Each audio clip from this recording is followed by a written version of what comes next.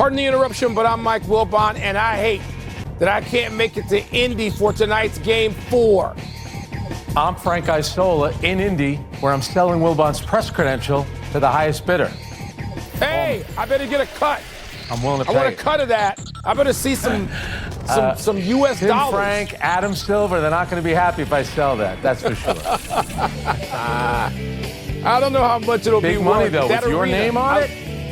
I love that arena too, Frank. I do. I think it's my favorite arena in the league. Sorry, MSG. Welcome to PTI. Tony Big tapped night. out, so here to handle Friday for him is our great friend and the host of the starting lineup on Sirius XM, Mr. Frank Isola. Hey. All right. Want to hear that. Let's start with an epic Game 4 in Florida between the Oilers and Panthers last night. Edmonton looked out of it for a second straight game, falling behind 3-0 in the first and yanking starting goaltender Stuart Skinner again. They then scored 4 straight times across 2 periods to take the lead before Florida's Sam Reinhart tied it with 19.5 seconds left in regulation. But in OT, Leon Draisaitl won it for the Oilers. Frank, what does this result mean for the Oilers, and how should the Panthers feel? Sick.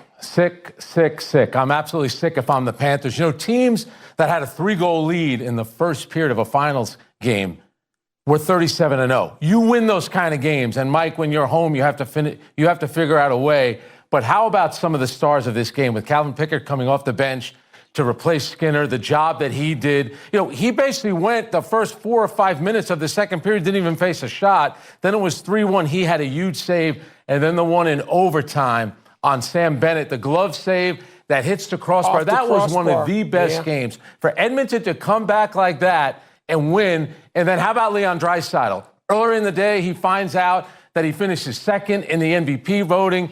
That guy is so big and strong. Line change, one arm, holds up the defender, and just pokes it toward the goal, off the defender's skate, into the goal. Amazing finish. And for hockey, what a great advertisement for the sport and also for this series and these two teams. There were moments, and you mentioned a couple of them, Frank, and early on it started off, it was so bad. Now, I'm going to be honest, and I like a lot of people. At 2-0, I said, enough of this. I'm going to get dinner.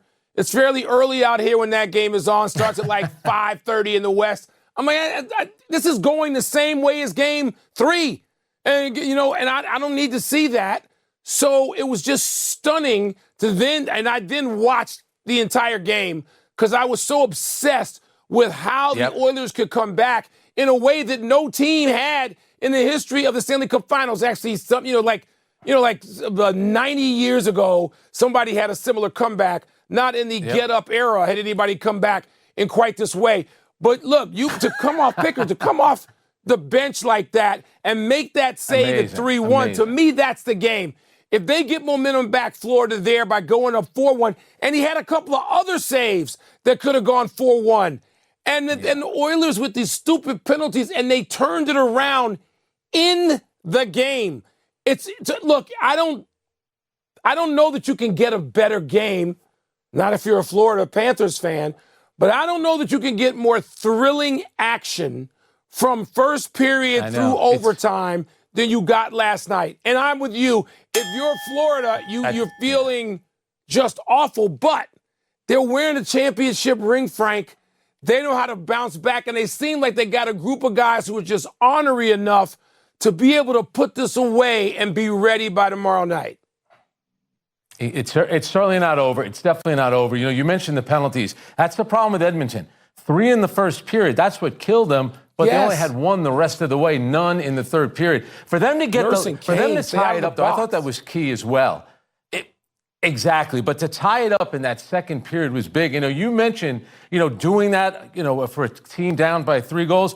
The last time a team came back from a 3-goal deficit on the road, the Montreal Canadiens did it against the Seattle Metropolitans in 1919. Let me ask you this, Mike. How are you traveling from Montreal to Seattle? You going by stagecoach? What were they doing back then? Charter plane? That's right. That's a long trip. That's a long trip. Amazing game. You know what? Who knows? Maybe we'll get that tonight, because let's move to the NBA Finals, where the Thunder and the Pacers are back on the floor. Here in Indy for Game 4, the Pacers hold a 2-1 lead after winning Game 3 2 nights ago in a Thunder performance that head coach Mark Daigneault described as uncharacteristic. Okay, Mike, does tonight feel like a must-win for the Thunder? No, not to me. I mean, I know people like to proclaim these things. We've seen people come back from 3-1s. You and I have been courtside to see somebody come back in the finals from 3-1. Yep. We've done it. We've seen it in conference finals in recent years. And I'm talking about Golden State, of course, losing a 3-1 to Cleveland and LeBron, but also coming back from 3-1 in the conference final to win. So, against OKC. So I don't think it's a must win. I think Indiana's going to win tonight. It doesn't mean the series is over, because Oklahoma City would still have games 5 and 7. This is not a 2-3-2 format. Would have 5 and 7 at home. By the way, look, I'm not saying I'm past the point of worried about picking the series. Most of the season, I thought Oklahoma City was the best team and will win the championship. There is something, and I don't use this with professional sports very often, this word I'm going to use now, magical, about the Indiana Pacers. It just is. This has the qualities of Hoosiers. My God, I'm from Illinois next door. I hate the Hoosiers nearly as much as I hate cheeseheads. But there is something magical about what the Hoosiers, what the Pacers are doing, Frank. Not a fluke. There's a chemistry now. There's a belief. There's a belief in the coach who has a touch with that group. I think they're going to win tonight, and then we'll see what happens when it goes back to OKC. Yeah, I do. He mentioned uncharacteristic. He's talking about the 19 turnovers. What's uncharacteristic is giving up 40 points in the second quarter, like OKC did, and then 32 in the fourth. They're too good of a team to be giving up 72 points over those quarters, especially in the fourth where they blew a lead. And how about Shai Gilgeous-Alexander? Only 3 points in that fourth quarter, and an adjustment that the Pacers made. They were picking him up. Everyone's talking about the pickup point. They were picking him up 65 feet from the hoop. That's never happened throughout his career. They have analytics and everything like this now today, something that, maybe 20 years ago we didn't talk about, but that was important. The minute a shot goes in from Indiana, the closest defender to Shai Gilgeous-Alexander gets right into his chest, which certainly caused a problem. I would go back to this for OKC. Second round against Denver, similar situation. Down 2-1 in the series, Game 4 on the road. That was the biggest test for them. They won the game. In fact, they trailed going into the fourth quarter. So I'm not going to say it's a must-win, because I think OKC, even if they were to lose tonight, I think they're going to win tonight. Even if they do, I think they'll go home Game 5. I think they'll be okay. And they know they got to get one road win. You don't win 68 games during the regular season if you don't know how to win on the road. I think they'll get one road game out of Indiana. I think it's going to happen tonight. Real quickly to follow, the thing about the defense being played on SGA is it sustainable? Is it repeatable? This is what the special quality of the Pacers, I think. They have so many guys, interchangeable or damn close to it. And Carlisle knows how to employ them and when to play. And look, they're guys who got to have big games. Halliburton's got to do that again tonight at home, but he's got the energy of that place and that, man, we got some good Stanley Cup and NBA playoff finals going on right now. And now, You're right. to the second round of the United States Open. Among the morning players, Scottie Scheffler failed to make a move, finished +1 on the day, +4 for the tournament right now. Meanwhile, Sam Burns, who finished second last week in Canada in that playoff, fired a 5 under 65 and is the leader in the clubhouse at -3. Frank, your thoughts on what we've seen so far today in Western PA? Where are the A-listers? I'm looking for the A-listers here. Dustin Johnson didn't make the cut. Justin Thomas didn't make the cut. So I don't know. You tell me, Mike, when you're sitting there on Sunday, it's Father's Day, late in the afternoon, no basketball that night. The Game 5 will be played on a Monday. How many people are going to be tuning in if we don't see those big names? And we've seen this before in the U.S. Open. Look at some of the names. Wyndham Chase, Webb Simpson, Gary Woodland. They've won the U.S. Open, but we want to see Scottie Scheffler, Bryson DeChambeau, Brooks Koepka, Wendell Clark. Yeah, you want to see the big names, and right now, this tournament doesn't have it. Scottie Scheffler, by the way, 6 bogeys in the first round. Second round today, 5 bogeys, but he did have 4 birdies, so he's really struggling in Pittsburgh. The big name is Oakmont. That's the big name. The big name is a golf course because it's humbling some of those guys. Like, people should stop right now, slow your roll on chiseling Scotty Scheffler's face onto Mount Rushmore. Just chill on that. Just slow your roll. All the analysts out there and all the people who want to proclaim. Scotty Scheffler's great. He's not going into any sentence with me for probably a couple of more years, if ever, with Jack and Tiger, Tiger and Jack. Not for me. And, you know, it's interesting. Bryson DeChambeau's won a couple of these things, struggling with the rough. As big and as strong as he is, 5.5-inch rough will take you down. So the star is the golf course. And Frank, we knew that. We knew that going in. And it looks different than it's looked over the past 100 years because of getting all the trees out of there. It looks beautiful to me.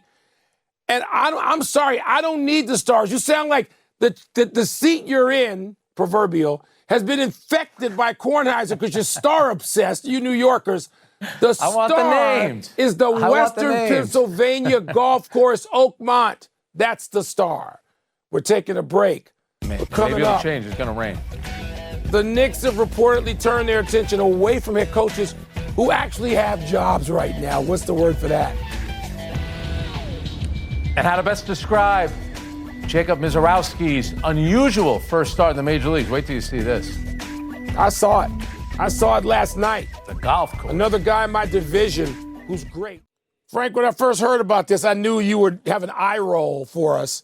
It's just amazing that now the Knicks, who apparently, said their owner did this, and it leaves the executives going, why? What are we going to do now? But my word is perhaps fortuitous, believe it or not, because Mike Brown has won Coach of the Year twice. Mike Brown, not some chumpy, not just some dude. Taylor Jenkins, I know he doesn't have the, sort of rah-rah, the halo around his name or his reputation. I think he's probably right at 500. But he's had some knucklehead, teams in Memphis that have still won some games and been a threat, and God knows if those players were responsible, how far they might have gotten with Jenkins, who seems to me to be a damn good coach. So perhaps fortuitous, the Knicks could luck into somebody if they don't get one of the, the glittering resumes that they're going after and told, no, stay away from my coach. That's why I'm going to go with smokescreen on this one. On this program, this show was the first to say that Jason Kidd was the person of interest for the New York Knicks. I still think that's the case. You're right about this. You get Taylor Jenkins, terrific coach. Absolutely. John Morant didn't want him anymore in Memphis. That's why they got rid of him, which was unfair.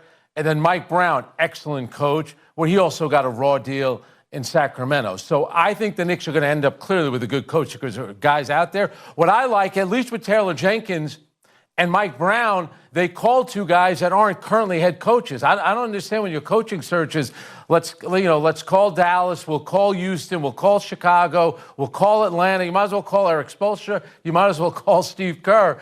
I mean, I think it's all a smokescreen. I think they want Jason Kidd, but like you said, you end up with Taylor Jenkins, you end up with Mike Brown.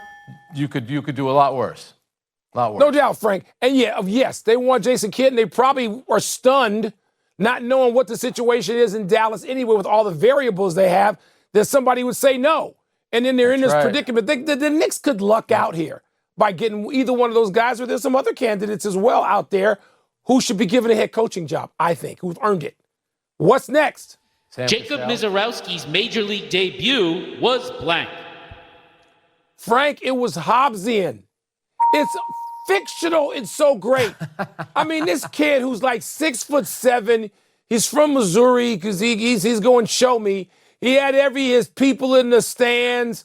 He throws it 100 miles an hour, 14 pitches and all over 100 in 5 innings plus 4 walks, 6 strikeouts. His first 3 pitches over 100. He goes to 102 at one point, and when he's up in the zone, people have no chance. I actually watched this, and he sprains his ankle. He rolls his ankle like he's in Madison Square Garden and he's in an NBA playoff game. And at 6'7", he's bigger than half the Warriors.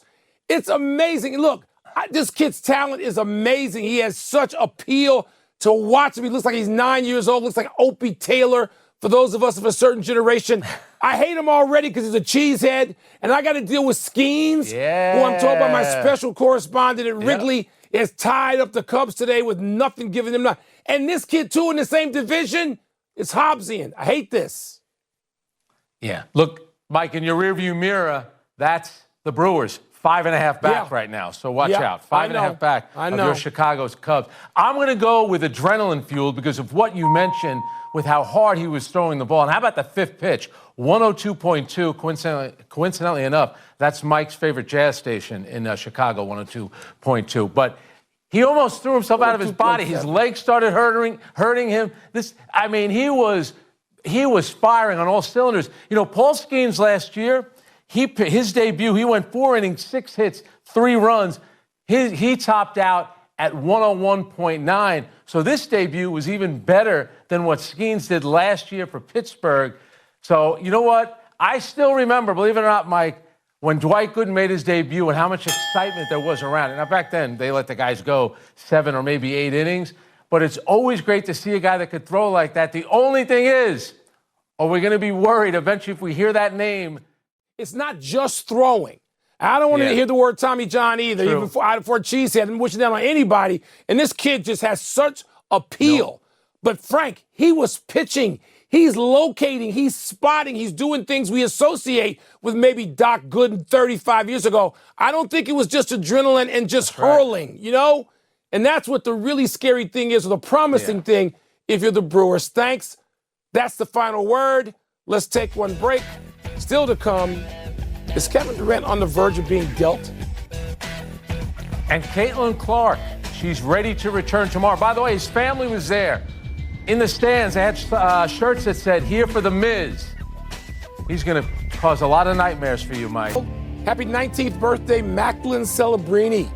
The Sharks took the forward with the first pick in last year's NHL draft, and the rookie delivered 63 points over 70 games, including 25 goals. Celebrini finished third in Rookie of the Year voting behind Canadiens defenseman Lane Hudson and Flames goalie Dustin Wolf. Celebrini is the son of Rick Celebrini, Director of Sports Medicine and Performance for the Warriors. Macklin Celebrini was born nearly 5 years after, Frank, the first episode of PTI. I don't want to cause any trouble, but Celebrini or Connor Bedard, who would you take right now? Be honest. Right now, the teams are still bad. I'll stay with Connor Bedard. I will. Happy anniversary, Michael Jeffrey Jordan. On this day in 1997, you kicked the ball out to Steve Kerr in the final episode. Final seconds of Game 6 against the Jazz. Kerr then hit the shot that sealed the Bulls' 5th title, saying of it, quote, "I thought to myself, well, I guess I gotta bail Michael out again," close quote. A year and a day after that, Jordan finished off The Last Dance, speaking of episodes, and Utah on his own. Some might say pushing aside Brian Russell, but I won't say that, and hitting one of the most iconic shots in basketball history. I wrote in the Washington Post, quote, "If that jump shot is to be the final shot of Jordan's incomparable career, it was the perfect coda," close quote. I was pretty good back then, Frank. And in the mind of this Bulls fan, it stands as such, despite Jordan's 2-year comeback with the Wizards. I was sitting right near you for that game, and since we're giving, we had to hear what you wrote. I wrote for the New York Daily News. If this was Jordan's last act, he gave us a game for the ages and a thrilling last-minute sequence that ranks among the greatest moments in NBA Finals history. We kind of knew something was up. We knew something was up. Now, we did enough back-patting in that segment. We'll move on to happy trails, to the Nuggets. For Russell Westbrook, question mark. The Denver Post and Shams report that Westbrook plans to turn down his 1-year, $3.4 million player option, and explore free agency. 36-year-old averaged 13.6 dimes and 5 boards in his lone season in Denver, where he mostly backed up Jamal Murray. One caveat here, the vet minimum is expected to exceed $3.4 million, so Russ could potentially return to the Nuggets for more money, even if he signs for the vet minimum. Why wouldn't he want to be back? He had a terrific year. He absolutely should go back to Denver and play with Jokic. All right, here we go. We got to rush through the big finish. Shams again is reporting that the Kevin Durant trade could happen in the next few days. Are you excited? It's going to happen Rockets, Heat, maybe the Timberwolves. Winnipeg goalie Connor Hellebuck won the Vezina and Hart trophies last night. Is that a big deal? How dumb is it to have that awards night against one of the great games in your sports history? Who knew about the other thing? Barring a setback, Caitlin Clark is reportedly ready to return to the Fever tomorrow against the Liberty. That's significant, isn't it? Liberty are undefeated. They're undefeated. Caitlin Clark's going to play. I might stick around and watch it. The Giants visit the Dodgers for 3 starting tonight. Is that a big deal? Huge deal. 1 game separating those two at the top of the NL West. Last one, soccer's Gold Cup this weekend. Any predictions? I'm going with what your guest yesterday said. The U.S. better get to the final. 1-1 tie on Sunday. We're out of time. Thanks for watching. I'm Frank Isola. I'm Mike Wilbon. Have a great weekend, knuckleheads. You can get the podcast or the app. All right, Frank, you're there in Indianapolis. NBA Finals Game 4 tonight. Who you got? I have a lot of faith in the Oklahoma City Thunder. Here's a team that won 68 games during the regular season, 13 in the playoffs, and one of those games, which for me is a defining moment. Game 4 in Denver, similar situation. Down 2-1 in the series, on the road. Shai Gilgeous-Alexander was terrific in that fourth quarter. They found a way to win. SJ is going to have to play better. You know, the last game, 6 turnovers, and he only had 3 points in that fourth quarter. Mark Dagnall talked about the performance being uncharacteristic for the whole team. He's talking about the 19 turnovers and giving up 40 points in the second quarter, 32 in the fourth. They're too good defensively for that to happen. I think they'll find a way. This is a huge night for Indiana. They've never been 1 win away from an NBA Finals. They get a win tonight, it changes everything. But OKC has already won 81 games this season. I have a lot of faith in them. You know what, Frank? Questioning OKC isn't even part of my pick tonight. I'm picking the Indiana Pacers to win tonight. I'm not talking about the whole series yet. Tonight. We're isolating on who you got tonight. I got a lot of faith in what I'm seeing from the Pacers. I got a lot of faith in their star, Halliburton, and people get misguided. People think that folks just generally have 5, 6, 7 great games in one series. They don't. They go up and down, even the great stars, unless your names are Jordan, Bird, Magic, Kobe, LeBron, Shaq. They go up and down. They have some games that are great and some that aren't. And so we've seen Halliburton. They lost when he couldn't have a terrific game and didn't have the influence on the game like he had in game 3. So I think that Halliburton can do that again tonight. I don't know if he can do it the rest of the series. I think that diverse cast of characters understands how they fit around him and how they're to be utilized by their coach. And I think they have great faith in each other, particularly playing in that venue. And so I think Indiana right now, are they as good as Oklahoma City has been all season? No. But they're as good as Oklahoma City is right now. And I think that's all that matters. And I'm not trying to take a shot at OKC. I think OKC is playing pretty damn well, minus the turnovers, and I get that. Some of those stats you mentioned, some of those problem areas have been forced by a terrific Pacer team that no one wants to believe in just yet. We can only take one small market team at a time in America, particularly you New Yorkers. I'm ready for the Pacers to sort of see if they can test all that tonight. Yeah. And it really has a chance to be one of the greatest playoff runs in history for Indiana because they knock off Giannis in the first round. The 64-win Cavaliers in the second round. The Knicks, who won 51 games, 2 more wins, and that's beating the 68-win OKC Thunder. That would be something else. That's it. We're done. Back to you. Mike Frank.